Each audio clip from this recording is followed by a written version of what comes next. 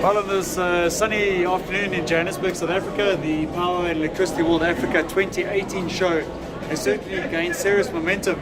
And we have representation with us this afternoon from Nigeria, Mr. Kalu Ukoha, who runs a firm by the name of Energy Advisory Facility in Nigeria, very specifically focused around the energy sector, the development of IPPs within the Nigerian sector, and I guess that both operates both on the generation company side as well as the distribution companies, the discos, with this whole fallout of this vertical structure a few years ago. I guess there's a substantial amount of opportunity in serving the people of Nigeria and maintaining a consistent supply of electricity. So welcome, and we're very grateful to have you with us this afternoon. Thank you very much for having me. Excellent. Could we start off possibly on the policy and the regulation side in Nigeria?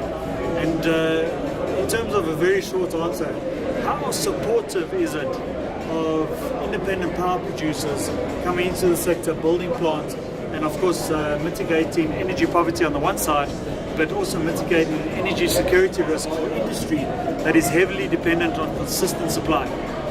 Okay, so I mean, part of the reforms that kicked in about 5 years ago was trying to debottle the risks and to allow private sector to come in. And part of what was decided was for government to put the guarantees on the PPAs so that it could attract information. And as at the last count, we have Azura IPP that is about 450 megawatts. Yes. We have some other IPPs that have their PPAs signed already. And government has shown that willingness to put their money where their mouth is. But again, apart from generation part, you need to align the whole value chain. So you find we are having massive development on the generation side. You need to massively build the transmission and the distribution side.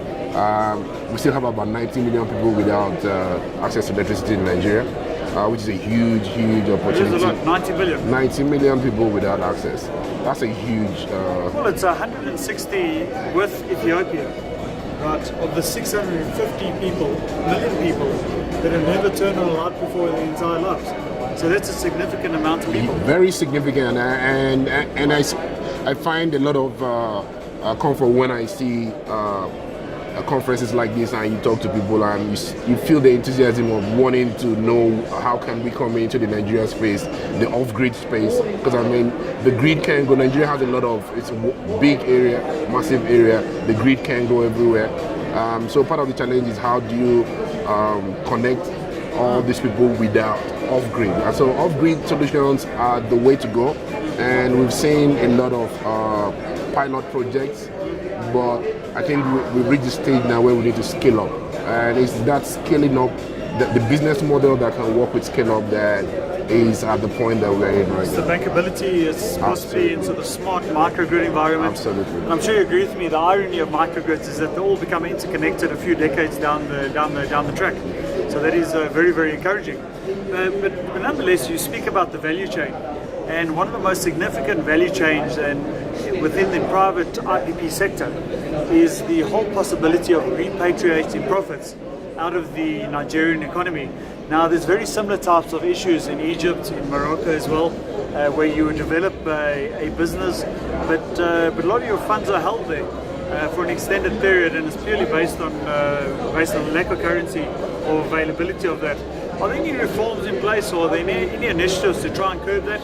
Because I feel that would probably be quite a significant consideration in the form of attracting investment, and a lot of those investments would then, I think, force you to commit to actually have an offshore banking solution, so the funds are not trapped once a project actually starts generating revenue.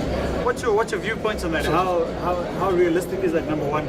And secondly, are there any reforms in place to try and rectify the situation? So before 3 years back, before the recession, we didn't have any problem with entry and exit of capital. But with the recession, and Nigeria is just oil dependent, which meant that with the fall in oil price, we had very limited dollars, and so that affected the whole of industries, the airlines and all that. But with the rise in oil prices, the foreign reserves have gone up, and the Central Bank of Nigeria has come up with very robust monetary policies that can guarantee repatriation of funds. So I'm not worrying so much about repatriation, more like repricing of energy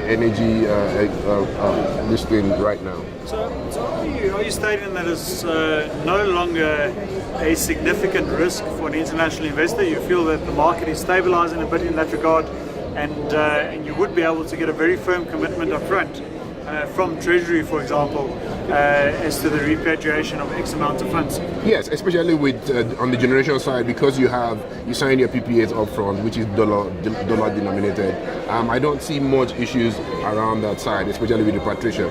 And like I said, I mean, the last that we had, the central bank just said the reserves had gone up as much as $42 billion, which it's a good sign. And as we have more confidence in the fact that Nigeria has come out of recession, a lot of productivity is going on. I don't have any fears about repatriation. Where I worry is in the pricing of electricity right now, that it's all the inputs are dollar denominated, meanwhile the price is in naira, and so you have to balance the periodic review of inflation and FX changes. Those are where the challenges are. Yeah. Good.